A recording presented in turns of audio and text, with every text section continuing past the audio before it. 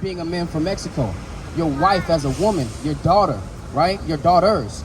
We're just completely disenfranchised and at a disadvantage on a political level. If we were to listen and obey the words of God, he's pretty much telling us that we would never have to suffer such a disadvantage or be so disregarded on a political level that way. The fact that we're in this position is because, one, the way that we love ourselves, and then that affects the way that we are able to love each other. Sons and his daughters won't fill the cities with faces. Iniquities of their father, bloodthirsty is subordination. Not for living water, waiting to put that work in. Hamashiach gives that order, prepare slaughter. For all his sons and his daughters won't fill the cities with faces. Iniquities of their father, bloodthirsty is subordination. Not for living water, waiting to put this work in. Hamashiach gives that order. Leviticus 11. Well, indigenous peoples have fringes on their clothes, right? Gad, from my experience in our research, more than any of the other tribes. You see the tribal peoples like Navajo, Blackfoot, Cherokee, when they have their powwows and they get together, they're completely covered in fringes, right? So, and on top of that, there's prophecy. So what we speak about, aside from archaeology, aside from history, which is concrete and it's very substantial, we talk about prophecy. So we need to overall rely on the Bible, which, like our leader said, is a collection of historical records that belong to us, right?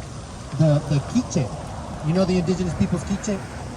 The Quiche people from around Guatemala, which are descendants of Maya. There's a book, and forgive me, it's my fault, I can't remember off the top of my head. There's a book where they have firsthand testimony of themselves specifying that their lineage comes from Abraham, Isaac, and Jacob of the Bible. Pure blood indigenous people saying that they come from Jacob, right? And this is pre-colonial Cortez, Christopher Columbus. They already knew this, right? But generation after generation, what happens is that we give over and we give in to false ideology and false doctrine, and we lose ourselves. Well, that's what I was telling him about. Like, if he asked me if I was a Christian, and I said, not really. I mean, I was raised Christian, and I know I've read the Bible a few times. Right. But I know that the Bible was full of things that are they used against us as minorities, against women as females, against children for their youth. Right. And so, like, I was interested in this because that struck me because I believe that that's a false image. That's right. Right? And whether Christianity is real or not, that's not my place to say. Or whether, you know, God is God. But to me, I wanted to know for what purpose are you guys doing this? Because when I see a bunch of men gathering together and they're peaceful, that's a good thing. Right. And I see you guys are, wearing similar things, speaking to similar, to me that's positivity. Yes, sir. So I'm wondering what the aim is. Like, okay.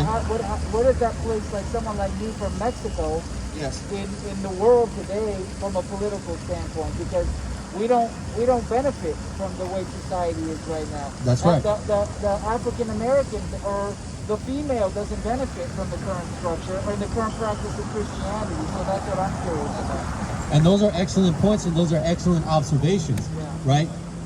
Which is all praise to the Most High that you're a man of that understanding and you have eyes to see and understand what's going on and everything that's wrong, right? So to your question about what's the ultimate goal and what's the purpose, right? What we're here doing is teaching the so-called Black, Hispanic, and Native American Indian who they really are, according to archaeology, history, and most importantly, the Bible, right?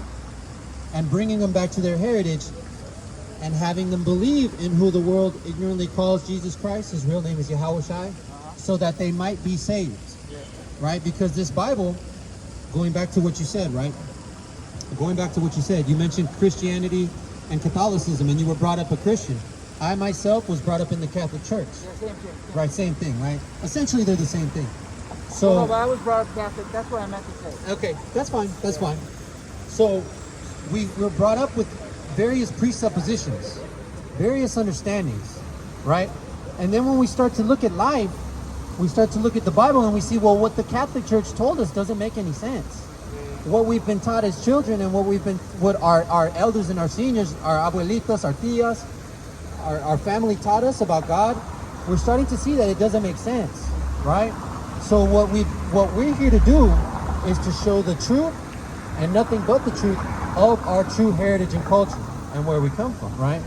What's been injected into these holy scriptures is what's called Catholic dogma, right? Which is a collection. It is a practice. It is a compilation of false beliefs, false ideals, false laws that you don't even find in the Bible when you read it, right? And huh? Yes, sir. Same thing about the image. So, well, like even like the Catholics have all these extra books. That yeah, tell you how to be they Catholic. do on. They have all these extra books that Yes, tell sir. you how to be Catholic. Yes, sir. Instead of just following the Bible. Exactly. It's supposed to be Yes, sir. the manuscript. Right? Exactly. The- And give Romans 10 and 2 to read that. See, so and again, it's men like you, right? That the Most High and that Yahushua needs right now, because you, plain as day, see what's going on and you see what's wrong, and so now knowing what's wrong and knowing the mistakes that we're making as a people, as a nation, right, Raza. Now we have to take steps to correct it, right? Okay. What was your name, sir? George. Huh? Jorge. Jorge. My name is Naquai. Nice to meet you. Very nice to meet you, brother. This is my family. Yes, sir. Look at Deuteronomy chapter 4, verse 2. Ye shall not add on to the word which I command you, neither shall ye diminish aught from it, that ye may keep the commandments of the Lord your God, which I command you. Right. So, right there, in one verse, we see the hypocrisy of the Catholic Church. The law clearly states you're not supposed to add to the word, and you're not supposed to take away. Right. So this catechism and baptizing babies to cleanse them of original sin does not exist in the Bible. The word catechism is not in the Bible, right?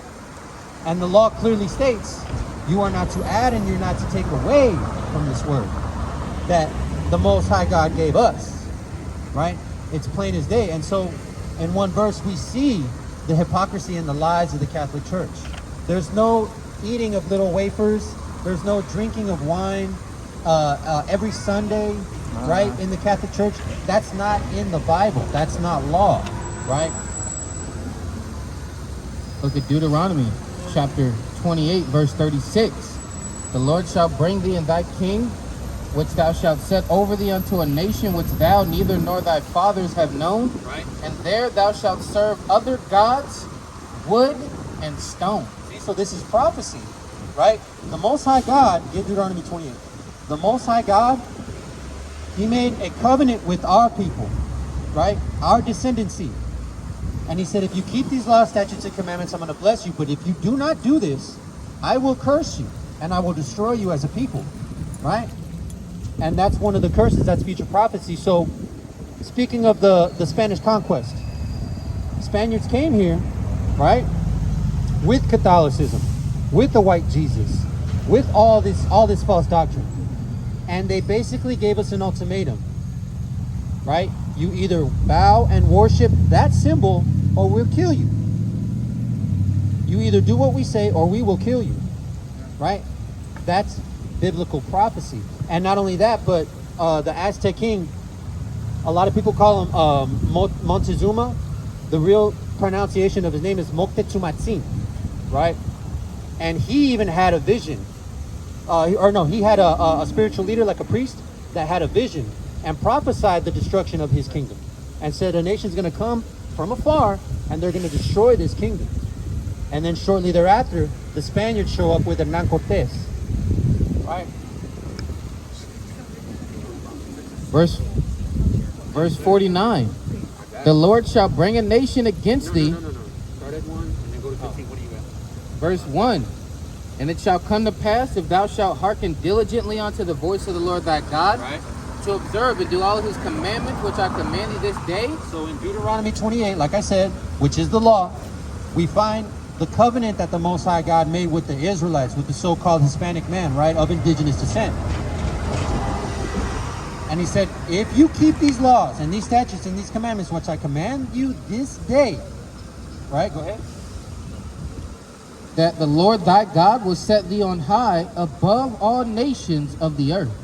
So, a question, because you said it yourself.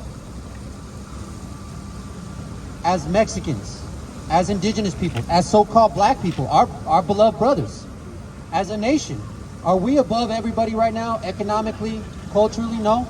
See how easy it is to understand what's going on and how easy it is to understand the Bible when you have ears to hear and eyes to see? It's clearly we do not, right? To this day, we're disenfranchised, we're lied to, we're robbed, right? We're kidnapped. Do you know that the most sexually abused and kidnapped woman in America is the so-called Native American Indian woman? They don't even have statistics to display how many women have been kidnapped and murdered, right? Do you know that the highest percentage of abortions in America come from so-called black women? Our beloved princesses of the Southern Kingdom, so-called black women, killing their babies, right? Go ahead. So he just pointed out, right, Deuteronomy 28:1, how the Lord says if we listen and obey him, that we will be blessed. Right. And it's something that you mentioned. You said on a political level and an economic level that we are completely at a disadvantage, right? You being a man from Mexico, your wife as a woman, your daughter, right? Your daughters. We're just completely disenfranchised and at a disadvantage on a political level. If we were to listen and obey the words of God, he's pretty much telling us that we would never have to suffer such a disadvantage or be so disregarded on a political level that way. The fact that we're in this position is because, one, the way that we love ourselves, and then that affects the way that we are able to love each other, right? The brother keeps mentioning it's powerful to see a man like you that has understanding, that has his kids in his lives. But how many so-called Mexican men or Hispanic men that you know that don't have that? How many so-called Negro men that you know that do not have that, and they do it because of the poor choices that they make in life, right? So it takes, erudite or learned men like me and you to take this understanding and then to go to promote a better lifestyle for ourselves, so we don't have to keep going to a government that has never loved us and begging them for things that we know they're never going to give us. And use the book against us. And what we're saying is that the book has been telling us this for thousands of years, and we just keep finding a reason not to listen to it when it's the best thing to improve the overall health, physically, mentally, and spiritually for our people. I appreciate you sharing it. I have to run, but I'll look into it. You guys, my son, yeah, I did. My son encountered you guys, Right. And he brought it home like 6 months ago, and I was very intrigued by it. And then I saw you guys. I appreciate you sharing this. Yes, sir. And I'll investigate it. So, yes, sir, and thank you for that. We appreciate that, because that's really all we ask. Because it's a lot to digest, and it's a lot to take in. But nevertheless, it's something that you have to pay attention to, and it's your responsibility as a man for your people to investigate the matter, develop a solution, and implement it, right? And it's like our brother said, it's all in these scriptures.